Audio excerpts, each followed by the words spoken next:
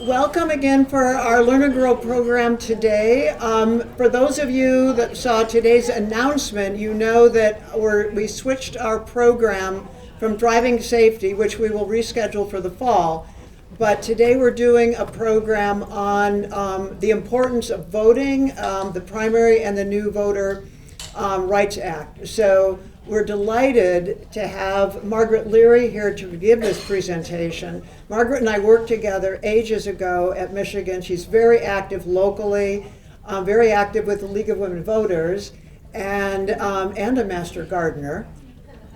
So she keeps very busy in retirement. So I'm delighted to have her here today. And again, the driving safety program will be rescheduled for the fall.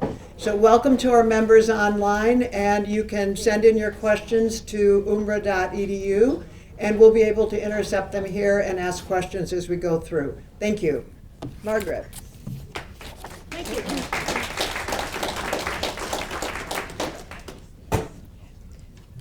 Whoops, I am really happy. Can you hear me? No. Turn it more toward yourself. Stand closer to it, perhaps. Yeah. Okay, got it. Thank you very much. Yeah, I'm retired. I overheard my husband saying the other day, he said, yeah, Margaret's retired, but it's hard to tell. She's still doing everything she used to do, but she's not getting paid anymore. So I am very thankful to be here and to talk to you about the many new voting rights that we have in Michigan now. The importance, I'm going to go over these new voting rights in some detail, but I want to say something first, which is that we have something in our Michigan Constitution that is unusual. Unusual in the sense that only about enable the voters without the interference, approval, or other input from the legislature to amend the state constitution. That turns out to be critical. That's why we were able to create our own independent redistricting commission, and after 40 years of gerrymandering, get rid of it. But just be grateful that you live in a state where we can do this, and what I'm going to talk about today is another example. Some of the rights that I'm going to tell you about already existed, but they were in statutes, which meant that the legislature could change it when it wanted to. And I'm not going to repeat this as I go through this talk, but I want you to kind of keep that idea in mind. Why would they put that in the Constitution so the legislature can't touch it? But over 60% of Michigan voters in November of 2022 decided that they wanted all of these things enshrined in the Constitution. So I'm going to explain them to you. I'm not going to go into the deep detail that I could. I'm going to hope that I'll have a chance to do that when you ask questions at the end. So please ask your questions at the end. Okay, let's move on. I'm not going to go in depth into this one. I am sure everybody in this room understands why your vote matters. I sometimes give this talk to groups located in places where there's a high rate of voter registration and a low rate of voter turnout. And when I'm in a place like that, I use this slide. But I don't think you all need it at all. If you want to know more about what's on this slide, I'm happy to come back later to that. So let me get started. Here is a summary of the improvements that were made by Prop 2. It's just a list of them, and I'm going to go over each one. Many of them, as I said, already existed as statutes passed by the legislature, but now they are in the Constitution and they can't be messed with. It was passed, as I said, by over 60% of the voters.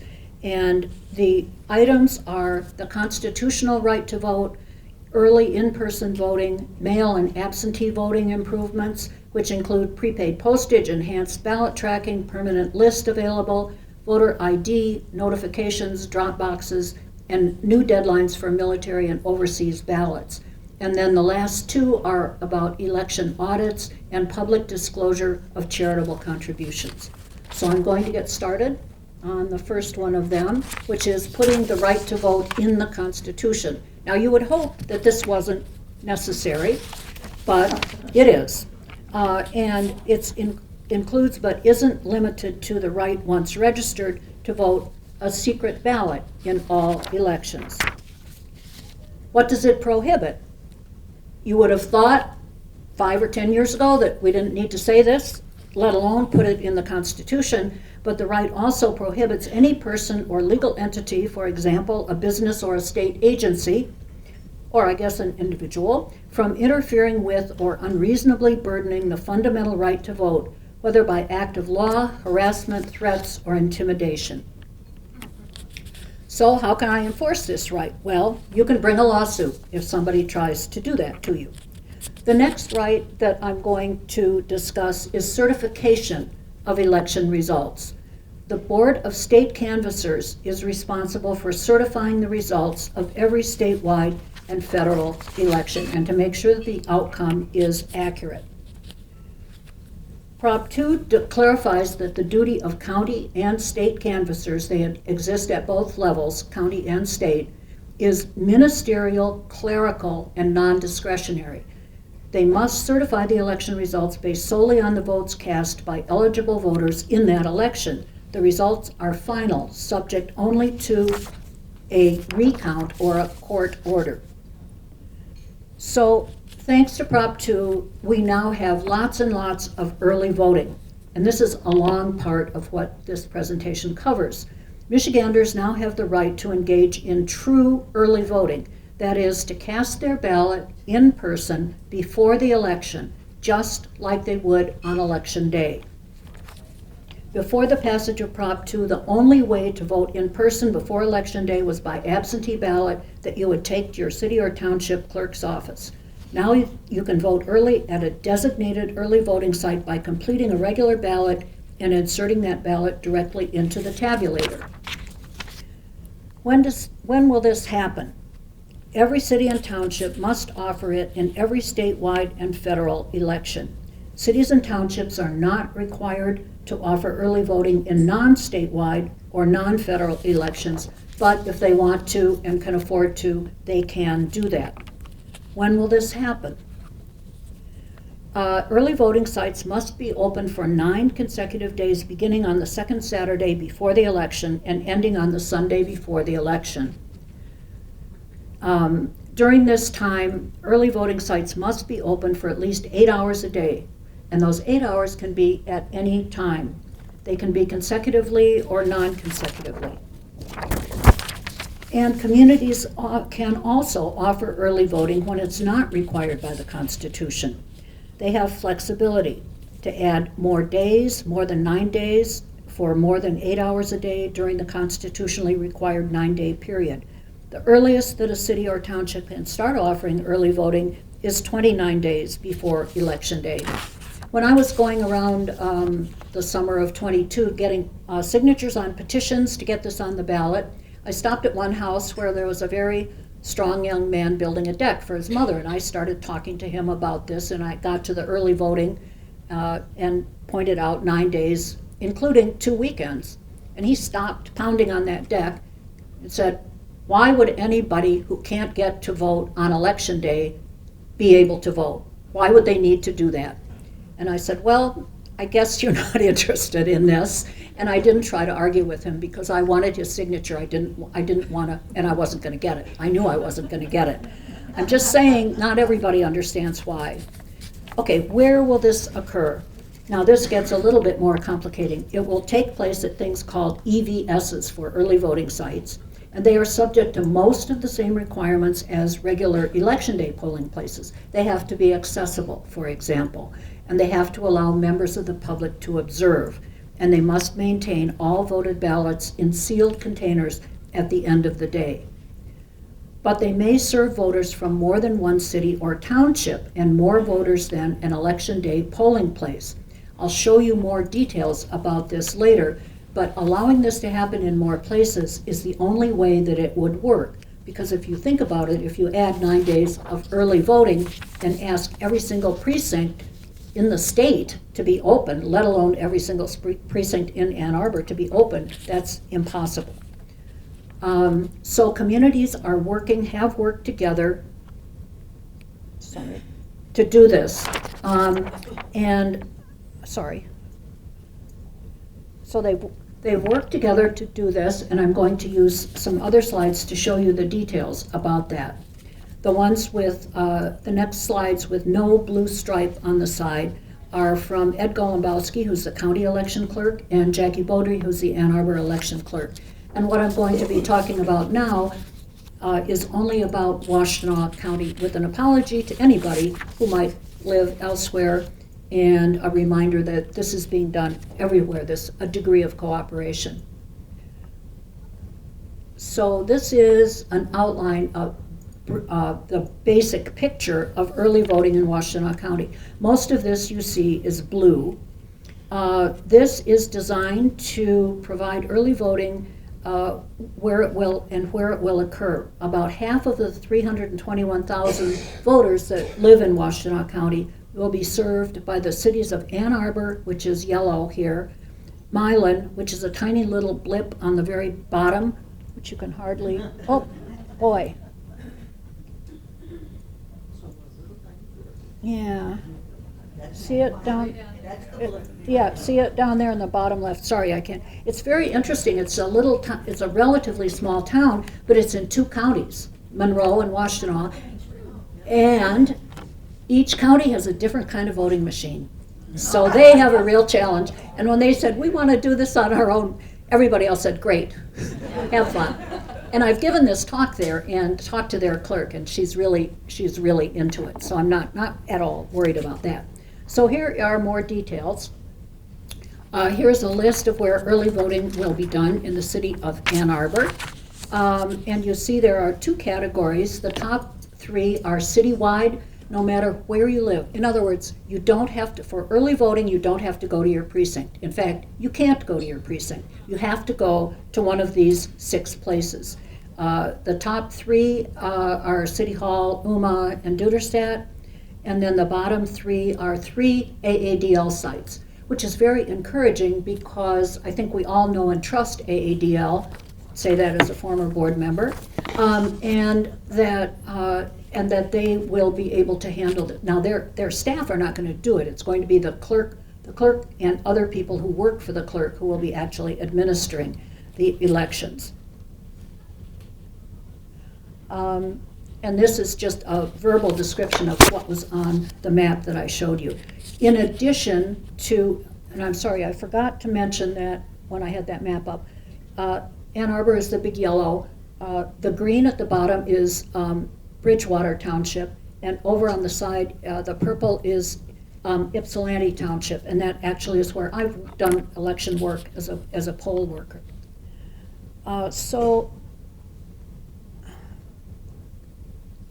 So the county coordinated plan is shown here. This is a simpler to understand map of what was on the previous slide. The 4 white areas are the ones that are doing it on their own: Ann Arbor, Milan, Ypsi, and Bridgewater townships. And then the pale purple, kind of greenish, kind of turquoise and gold, the ones in color are part of the county coordinated early voting plan. And they are treating those as 4 areas rather than all the different townships that they represent. And this county coordinated plan has the following places on it, and I don't have a map that shows exactly where they are, but the idea here is that this is an enormous improvement for voters, but it's also an enormous expansion of work for the workers who have to carry out the elections. The voters who approved these changes will now be able to take advantage of what they asked for, and many of us will need to help to get this work done. One way is by signing up to be a poll worker, and that's not the first time I'm going to say this here. You might want to make a note of washtenaw.org/poll worker and consider looking into it. Okay, the next improvement that we have is a permanent mail ballot list. This is to make it more convenient for Michiganders to sign up to receive an absentee ballot. Receive a ballot, not just an application. Right now, what we have been getting for the past several years is the right to an application. Every time there's an election, you get an application, you have to sign it, you have to return it, and you have to put a stamp on it. That's all changed now. You did have the right to sign up for that before, but now you can sign up by checking a box on the application that you get most recently. And if you've gotten one, and I know they've gone out all over. In fact, I just heard on the radio yesterday that there's been a huge increase compared to 4 years ago in the absentee ballot applications. And I find that very heartening because it means people needed what we did when we passed Prop 2. The Bureau of Elections is working on additional ways that voters can sign up for the permanent mail ballot list, and that information will be put out later. There are several items that were in Prop 2 that have not been completely implemented yet, largely because they require so much work by the Secretary of State and by other election clerks, but they will all be in effect by November, and most of them will be in effect even before then. So another question that comes up about absentee voting is what happens if I move? If you sign up to join the permanent mail ballot list and then you move within the state of Michigan, you'll remain on the list as long as you change your address with the Secretary of State. If you move outside of Michigan and surrender your driver's license, you'll be removed from the list since you'll no longer be eligible to vote in Michigan. If you move within the same city or township, you still must update your voter registration address to ensure that your ballot is sent to the correct address. And I may say this more than once, but you have to change it with the clerk to ensure that the ballot is sent to the right address. You can go away somewhere else and ask USPS to forward your mail, and they will forward your mail, but they will not forward a ballot, and that's a security measure. So if you move or want it changed temporarily, you have to go to the secretary to do that, to the clerk. And if you'll be away just for a temporary period, you can arrange to have your ballot sent to a different address. You don't have to change your address officially, but you can ask that it be sent that 1 or 2 times to a different address. Will you always be on the list? Yes, that's the whole point, unless one of these 5 things happens. You submit a signed request that you want to be removed from the permanent absentee ballot list. You move outside of Michigan. You move within Michigan and forget to update your voter registration address, and you are no longer eligible to vote, or you don't vote for 6 years. And I can also, of course, if you die, you will be removed. And there's a complicated, if you're interested in how that happens, I figure I won't care. I can tell you how they do it. There's a national way of doing that, and trying to vote with a dead person's name will not work, is all I can say, because they will know that that person is dead. So is the list secure? Yes. In order to join the list of absentee voters, the clerk has to confirm the voter's identity by comparing the voter's signature on their application to the voter's signature where? On their signature in the voter file, meaning your signature when you first registered to vote, which may probably for many of us be when we got a driver's license. And so I've wondered about this, and I've often been asked the question, how do the clerks know? You know, my husband knows how to forge my signature. And the answer is, I've asked the clerks about this, and here's what they say. They say it isn't hard. If you try to do it a few times, you discover that even if someone signs with an X, everybody makes the X a slightly different way. And that they say they have no trouble, even if it appears to be a chicken scratch, it's not random, and it can be repeated accurately by the signer, and is almost impossible for someone to forge. And I felt better when I heard that. So voter ID. In Michigan, this has been a law, that is a statute, for since 1996, for quite some time. And it's been the same all that time. However, Prop 2 changed this from just being a statute by putting it into the Constitution. Sorry to make that a repetitious statement. So do you have to show a voter ID? Do you have to show a photo ID to vote? And the answer is no. However, if you will be asked to show it, and if you have it with you, you should show it. But if you don't have it with you, you can, and if you have it with you, you have to show it. But if you don't have it, if you don't have an acceptable ID or don't have one with an acceptable photo, they can sign a simple form that you can that the person who's registering you to vote at the time of voting will ask you for.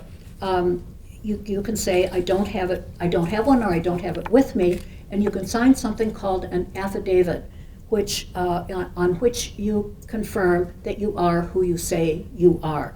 Now, there are a lot of reasons why a person might not have the right kind of ID, and here are all the acceptable IDs. I'm not sure you can all read all of this, but the acceptable ones are an expired or current Michigan driver's license or ID from any other state, a U.S. passport, a local government issued ID, military photo ID, tribal photo ID, or student photo ID. There are many reasons a voter might not have this. They might not have been able to get to a place where they could get an ID. That is, they might not have transportation. They might have left their ID at home. They might have just lost it. These voters still have a right to vote, and they can exercise that right by signing that affidavit. So here are some improvements to absentee voting. You don't have to provide postage anymore. The proposal that was passed requires the state to pay postage on your return of that absentee ballot. You don't have to go out and buy a stamp. And another new improvement is if there's any problem with your absentee ballot, once it gets in the hands of the clerk after you voted it, they are obliged to do several things. One is to tell you that there's something wrong with it and they're not going to count it until you correct that. The second, even more important thing is how to fix it. And I came across a clerk, and this was actually in Milan again, who actually goes to the extent when she has an absentee ballot that has something wrong with it and the person doesn't respond to her emails, she'll drive over to their house, knock on the door, and ask. Now, I'm not saying everybody should expect that. I'm not even endorsing that. But I'm just telling you, these clerks, as I've found from working with them over the last year, they are devoted to their jobs. They really, really go the extra mile. So at any rate, this is what happens if something's wrong. You need to be told how to fix it. And you can track the status. You can track the status right now, but there is a new and improved online ballot tracking system that will be finished off later on. So what has changed? Voters will now be able to track their absentee ballots and absentee ballot applications online more closely. And those improvements will be finished later on. Before the election? I'm sorry?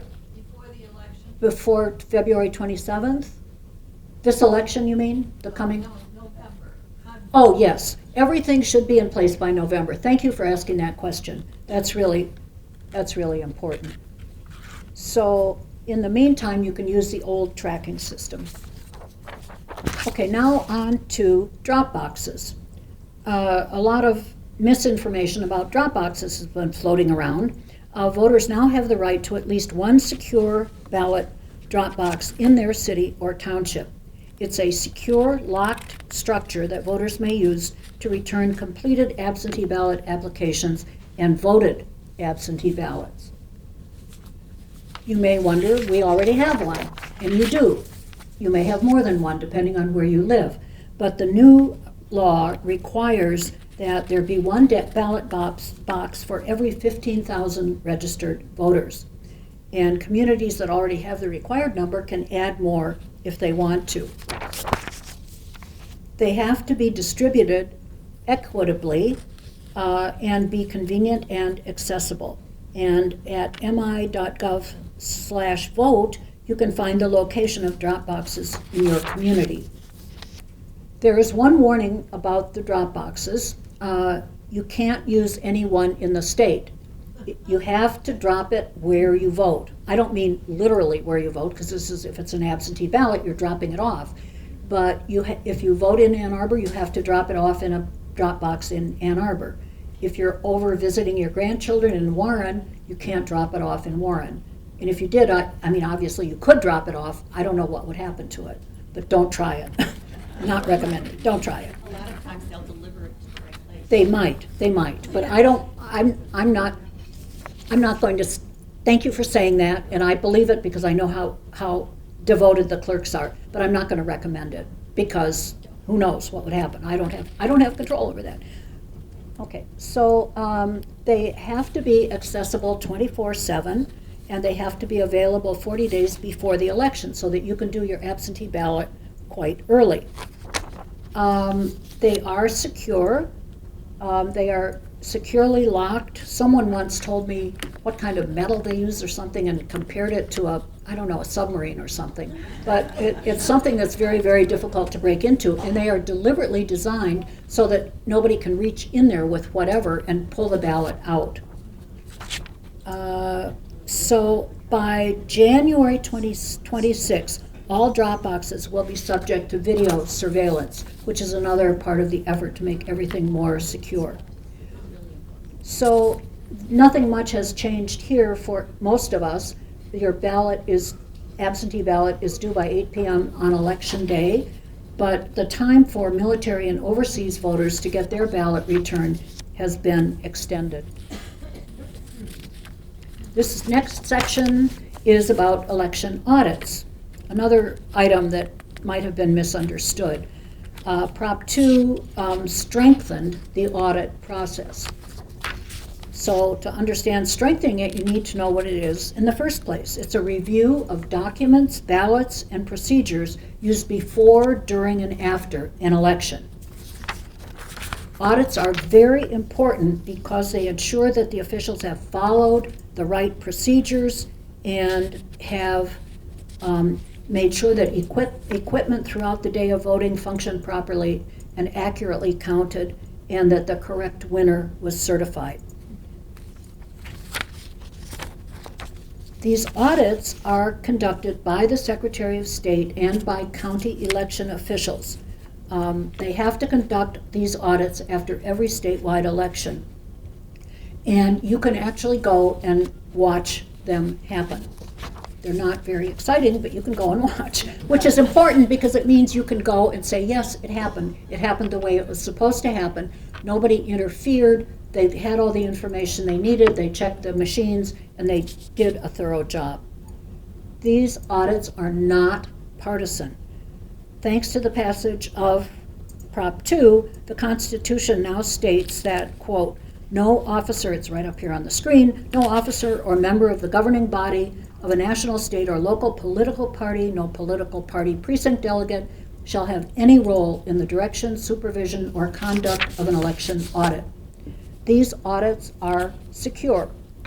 Public officials must maintain security and custody of all ballots and all election materials. Audits have to be conducted in public, and the funding for them must be publicly disclosed. And I really encourage everybody to watch a post-election audit just to learn more about how election administrators work and to increase your confidence in what they do.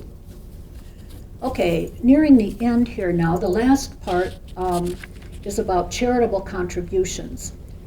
Elections are generally funded by state funding, meaning legislative appropriations, federal funding, and also by charitable donations if they are publicly disclosed, with one giant exception.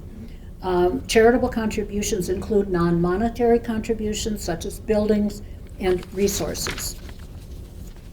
Municipalities do not have to accept these.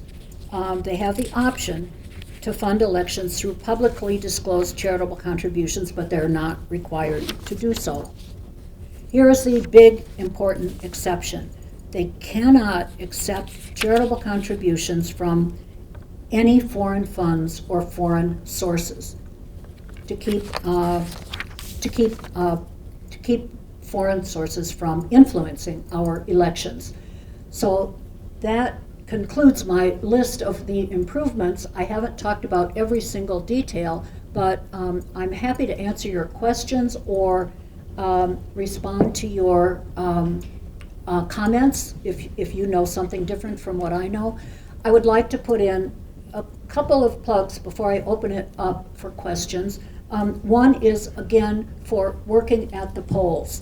I found it enormously gratifying. You do get paid, and now that a lot of the election time will be during the daytime, I expect it might be easier for some of us, like me, who would rather not drive home from a faraway township at midnight or something after they've closed the polls and checked everything out.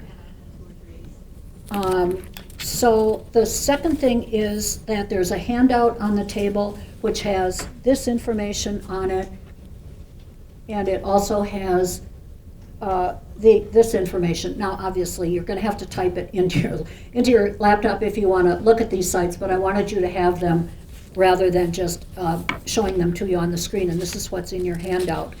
The final thing that I would like to say before I take questions is that I am the presentation coordinator for the League of Women Voters of Washtenaw County, and we have another presentation that we give, which is about the National Popular Vote Interstate Compact, which would substitute the National Popular Vote for the state level vote, which now determines the allocation of the Electoral College. I also can give talks about the Independent Redistricting Commission, because as a league member, I've been watching it work for the last 2 or 3 years, and I've been most interested to watch it recently when they were drawing new maps for the Detroit area. They have completed 10 of them, and they are now out there for the public to comment on. So I'd be happy to talk about any of those 3 items to any group. I can do it in a home, I can do it in a big place, and I have a team of people that includes Donna Snyder, and they would be happy to do it too. And if you're interested in that, I have some of my cards up here that I could give to you afterwards. So, questions? Any? Let's see. Thank you. So what if somebody signs the affidavit and they're not really the person? That will be compared, and they will be caught. They will be caught. Okay. But there's one other thing. Remember, when you sign in, whether you have to sign the affidavit or not, you have to sign a book that you're there, and they compare that to your signature that's on file. Yeah, numbers, yeah.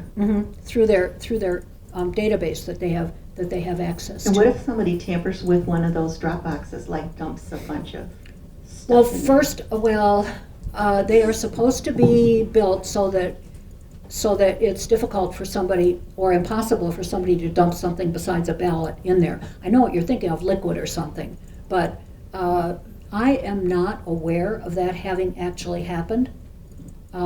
So I guess I can't answer that question completely, but I know that they put great effort into building them so that they can't be misused, because they're such an important part of this process. The more absentee ballots are used, the more important they become. And I see your neighbor next to you has motioned something about, yeah, they are designed to put an envelope in, a small, thin envelope, not a hose. Now, someone over here, yes. Oh, we need the microphone. So let me, is there someone with a microphone near this lady here? Yeah, and you just said that. Wait, don't you, Repeat the question. here comes the microphone. I'm okay trying to repeat it, but I think the questioner can do better than me. You also mentioned that each drop box is being monitored. So if someone will tamper it, they should be able to see it. So the question is, will having a video monitor on the boxes keep them secure? Correct. And I think the answer is, number one, you can put that in a place where it's very difficult for someone to reach. And even then, the person reaching up there would be videoed reaching up and trying to, that, it is said by experts more than I that that will increase their security, and I think it will increase people's trust in dropping the ballot off there. Next question.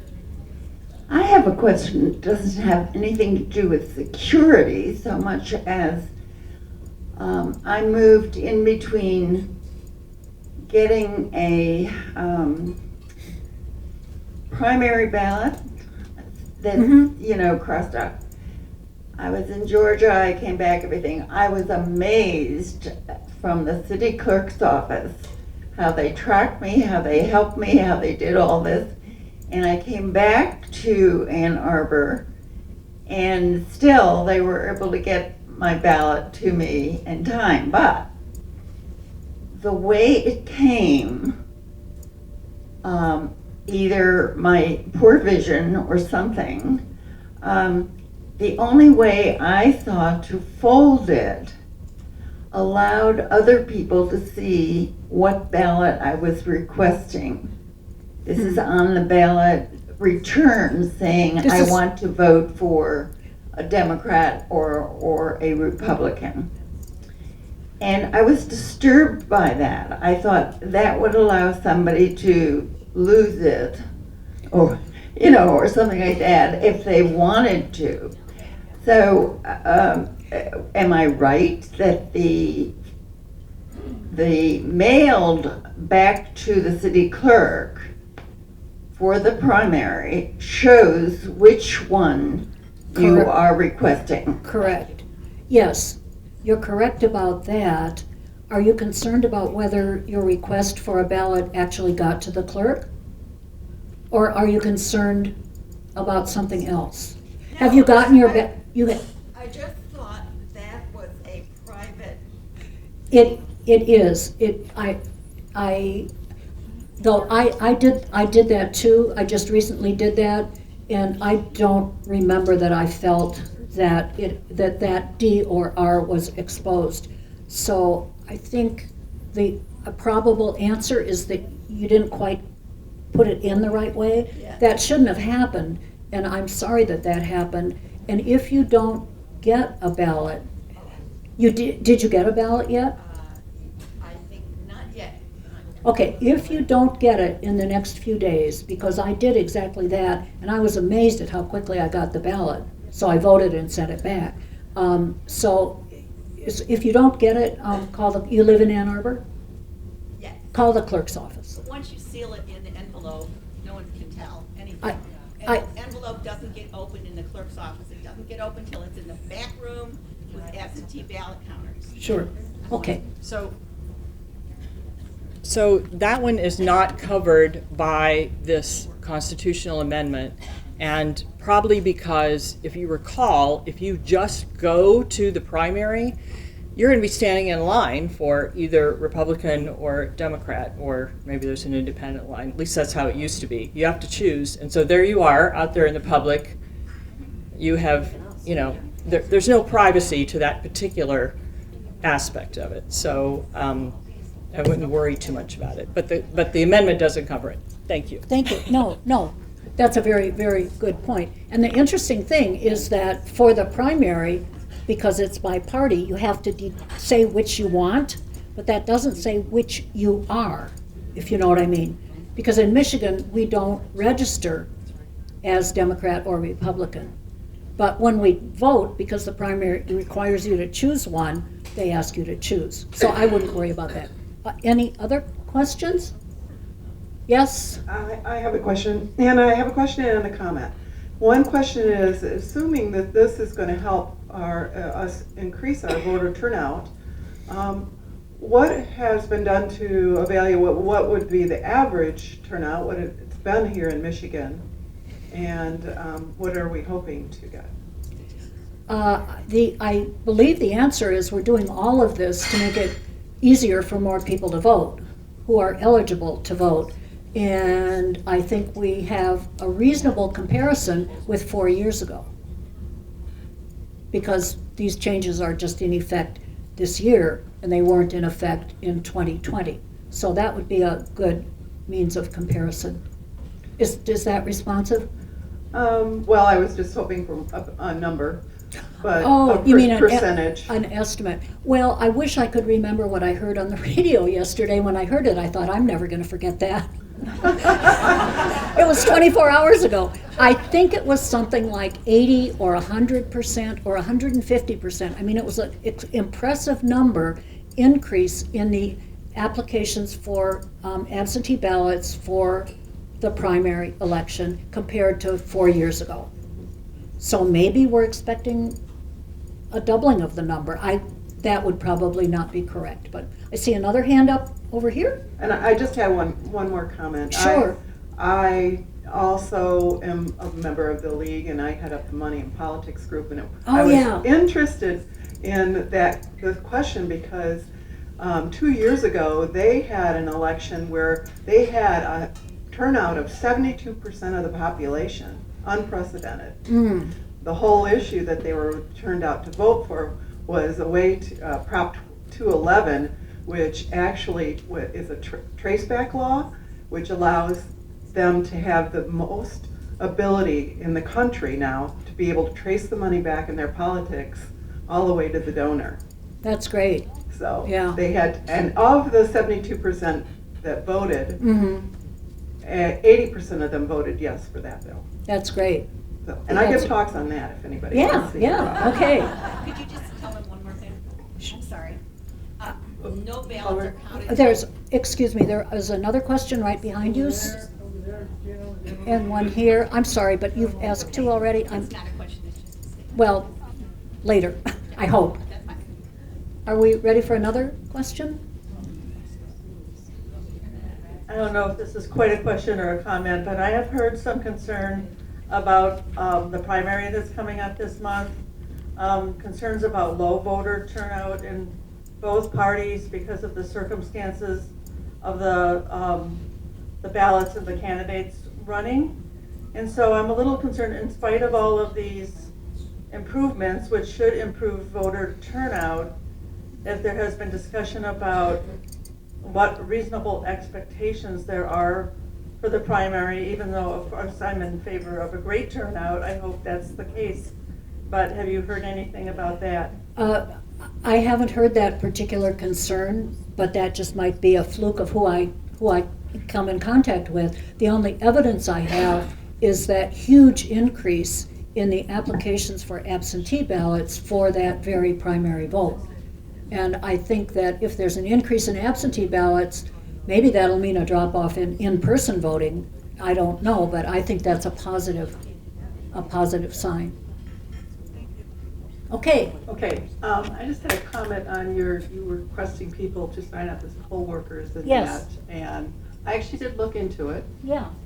But because you have to declare a party, that kind of took me out of the being able to be a poll worker. Is that because you're not a member or because you're independent? Because I don't mean member, I mean, I just don't have a party affiliation with anything. well, I think that you can still apply and say that. Well, according to it says that you can't be an independent or undeclared. Oh, okay. And so I'm just saying Thank you. that there's a lot of people, it seems like, out there. Well, who here's the reason they do that. And I wouldn't know this except that I've done it. And what I was doing was counting absentee ballots for Ypsilanti Township. And there would come a time when there would be a ballot where it wasn't clear what the voter intended. And then two of us who were paid poll workers would meet with I think a person from the clerk's office, but I'm not positive. And there would be a D and an R, and we would decide together what that ballot really meant. And we were usually able to figure it out without too much trouble.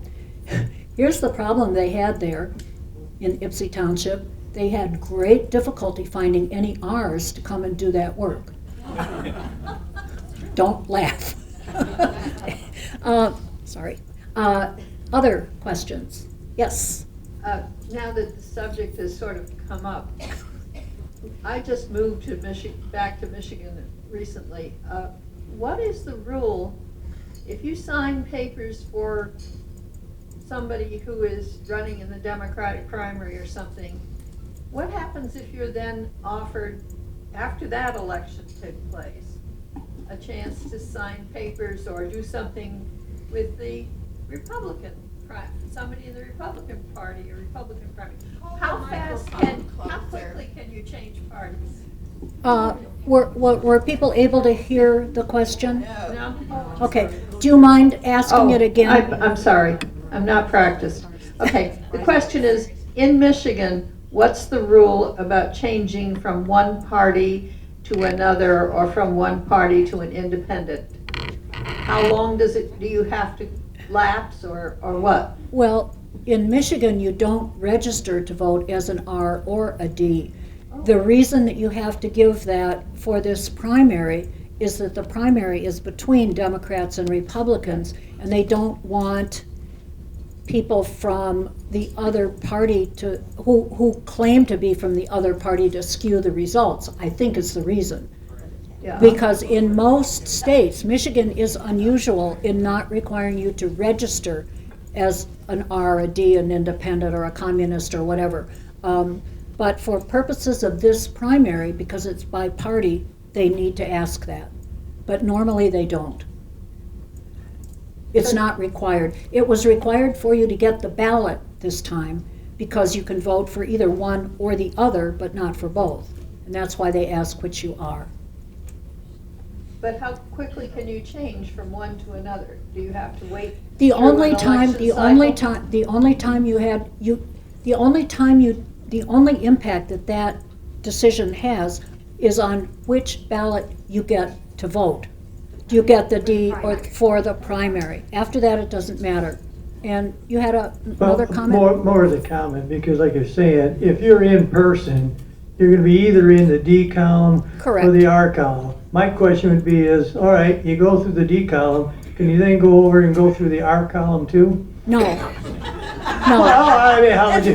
Well, they will only let you do it once. Okay, all right. They will know that you did it once. I don't want to overstay my welcome, but okay, you're back. I'm sorry. Great. Oh, no, that's I just- okay. Would you be sure people understand that no ballots are counted until the polls have closed? So the absentee ballots that come in for 9 days or 29 days or whatever, nothing is open until the polls have closed. and That's then correct. start. That's correct, yes. Absentee ballots can be partially processed early, but not to the extent of being counted. But you're correct, and thank you for bringing that up. Anything else? Okay, if anybody is interested in having more talks from the league, it doesn't have to be from me. You can come up later and I'll give you a card. Thank you. Margaret, thank you very much. It was both very informative, reassuring, and again, I think the importance is simply voting. I mean, it seems when you look at that primary, there's the obvious choices, but it's still important to vote. So, again, thank you very much. It was a great presentation. Could I put that slide up about why to vote? Yeah. I'll just go back real quick. I'll get out of your way after that. No, that's fine. I mentioned that slide I had that says why to vote, and it was my first one. And we in the league created this one because we are going to make a presentation at a precinct in this county where there is a very, very high registration rate and a very, very low voting rate. And that we find that frustrating. So I know you can't see this very well, but I'll just leave it up there for a minute so you can see. But this is why it matters. And sorry. I just can't stop talking. One of the major things to keep in your mind if you're deciding whether or not to vote is if you don't vote, that makes every person's vote who did vote more important than yours. So you're just handing your power over to a whole bunch of unknown people, and you wouldn't want to do that. Thank you again. Thank you. There's a little bit of time for break. Oh, Tom, do you have a question? I just think people need to understand that in this primary ballot, the reason you're making the designation is for the presidential only. You can add, and there may be other items on the ballot that you can vote for that have nothing to do with party resolutions and the like. And it varies by township. And you can vote, you can change how you vote in this state as many times as you want. You can vote straight party on regular ballots, and also switch over and vote for somebody else in the other party, even though you voted straight party. So you really need to understand that. That's the next one. Right. Donna, that was an important comment, not the same election. So, okay. And you can also send money to the other party. Probably, if you want to. Right. Thank you. We have a little bit of time for a quick break before we start our 2 o'clock program. Thank you.